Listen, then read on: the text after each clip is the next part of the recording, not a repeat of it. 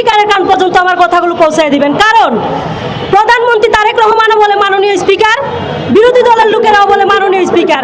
আজকে আমি এখানে এসে উপস্থিত হয়েছি মাননীয় স্পিকারের কাছে আমার এই দাবি, আমরা এই মাজারপন্থীরা সুফিবাদীদের দিকে আপনারা একটু তাকান, সুদৃষ্টি দেন। আমাদের উপরে আর এত অত্যাচার আমরা আর মানতে পারতেছি না, আমরা এখন ধৈর্য আর ধরতে পারতেছি না। আমরা এখন রাস্তায় নেমে এসেছি শুধুমাত্র সুবিচারের আশায়।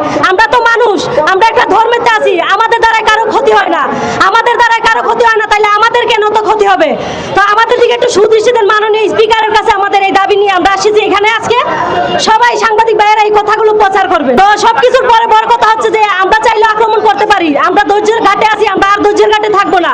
আমরা এখন বুঝে গেছি ধৈর্য আসলে কোথায় ধরতে হবে। আমাদের উপরে এখন আক্রমণ হলে আমরা এখন আক্রমণের প্রতিহত করব, ঠিক আছে? আমরা আর ধৈর্য ধরে থাকতে পারতেছি না, আমরা এখন সঠিক বিচার চাই। আমরা এতদিন ধৈর্যের ঘাটে ছিলাম, সবাই এখানে বলে গেছে যে সুফিবাদীরা ধৈর্য ধরে থাকে, সুফিবাদীরা কাউকে আক্রমণ করে না।